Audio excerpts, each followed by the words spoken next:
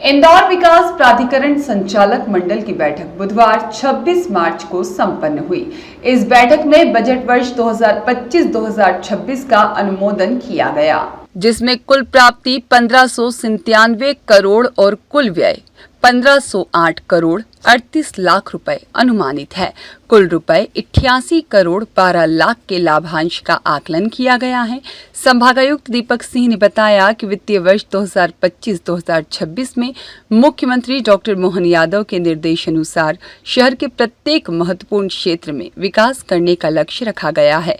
संभागायुक्त दीपक सिंह ने बजट की जानकारी देते हुए यह भी बताया कि बजट 2025-2026 में उज्जैन सिंहस्थ के पूर्व MR12 के 8 किलोमीटर मार्ग के निर्माण, मोरोद अनाज मंडी विकास प्राधिकरण नास्तियों का डिजिटलाइजेशन और प्रधानमंत्री आवास योजना 2.0 के तहत आवास निर्माण की घोषणा की गई है।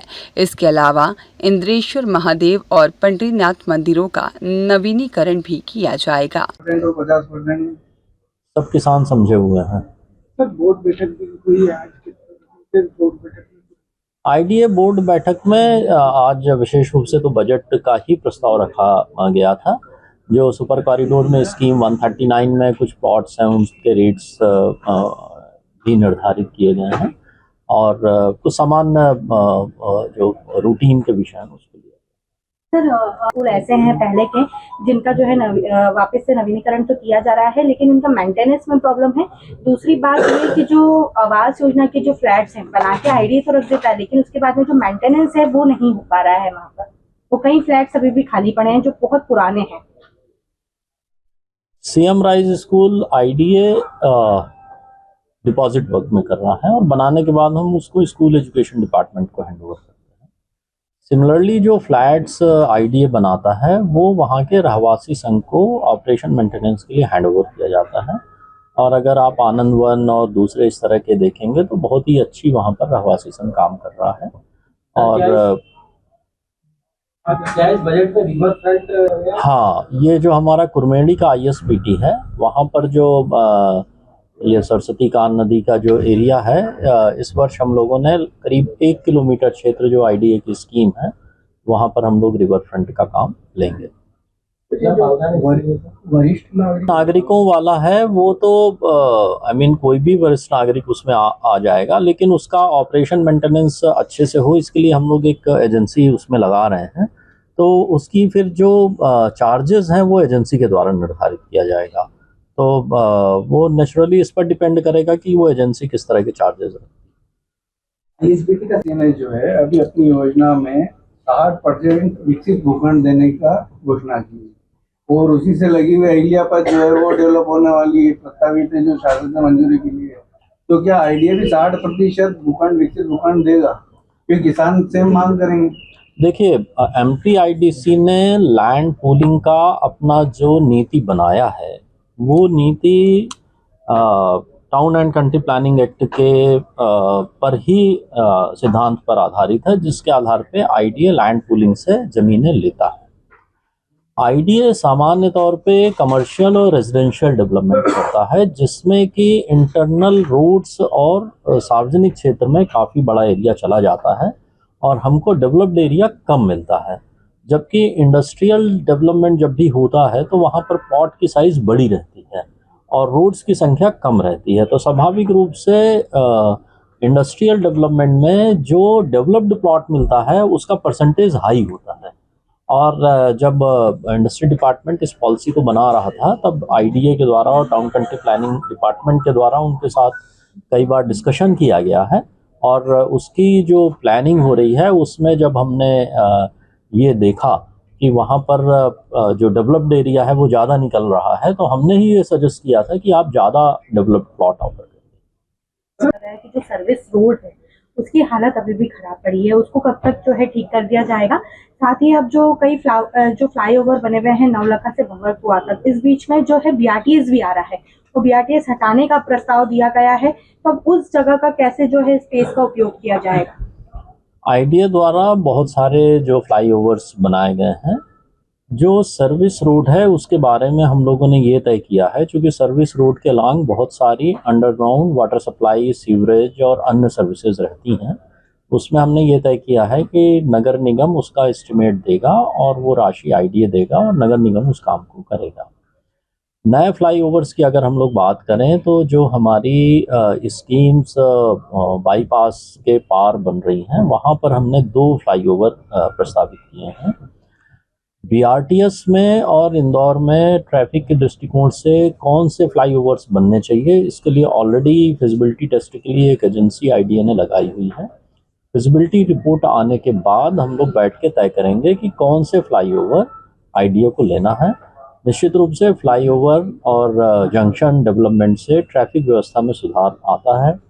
ट्रैफिक व्यवस्था हमारी प्राथमिकता है और उसको निश्चित रूप से लिया जाएगा। सर, जो अभी फ्लाईओवर बन चुका है नवलखा से भोरकुआ तक, उसका ट्रैफिक जो इंजीनियर्स हैं उनकी जो एडवाइस होगी उसके अकॉर्डिंगली उसका जंक्शन का डेवलपमेंट करेंगे। सर, सीएम राइज स्कूल के बारे में आपने कहा, लंबे समय तक खड़ी रहती है, तो उसके लिए क्या किया है? देखिए, बसेस की पार्किंग की व्यवस्था जो है वो बेसिकली बस ओनर्स को करनी है और अगर कोई बस ओनर इस तरह के प्रस्ताव देते हैं कि वो कोई ज़मीन या प्लॉट खरीदना चाहते हैं तो हम लोग उनको ऑफर करेंगे।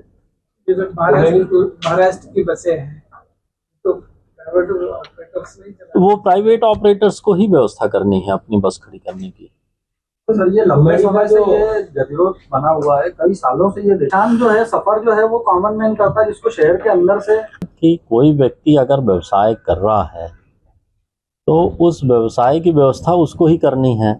जो नागरिक सुविधा है वो सरकार या सरकार की एजेंसी डेवलप कर सकती है। आईएसबीटी हमने डेवलप किया या नायता मुंडला डेवलप किया या नौलखा किया, तो आईडीए इस तरह की सुविधाएं विकसित करके संबंधित विभाग या संबंधित एजेंसी को देती है संचालन के लिए। जो बस ओनर हैं, और बहुत सारे बस ओनर्स को हम जानते हैं जिन्होंने ज़मीनें खरीदी हैं और वो अपने बसें वहाँ खड़ी करते हैं।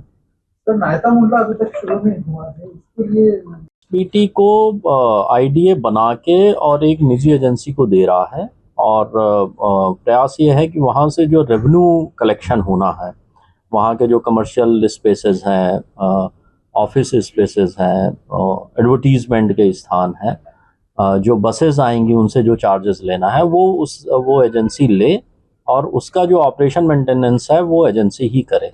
तो प्रयास हमारा ये है कि एक तो ये आईएसबीटी भी सक्सेसफुली चले, क्योंकि आईएसबीटी से रेवेन्यू मिले वो उतना महत्वपूर्ण नहीं है।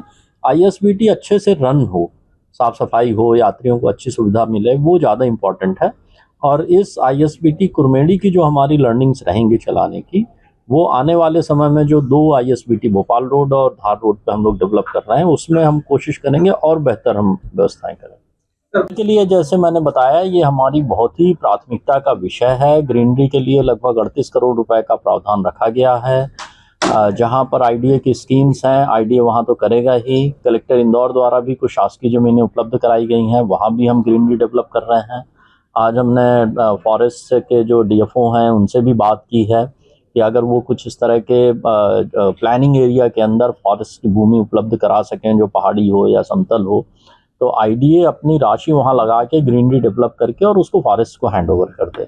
उन्होंने डीएफओ ने ये भी बताया कि उनकी इस तरह की एक पॉलिसी भी आ रही है कि जब वो दूसरी एजेंसी या सीएसआर या निजी क्षेत्र से इस तरह की ग्रीनरी डेवलप करा सकें, तो वो प्राथमिकता का विषय है। आईडीए कमिटेड है और उसमें इस वर्ष हमने लगभग 38 करोड़ का प्रावधान रखा है।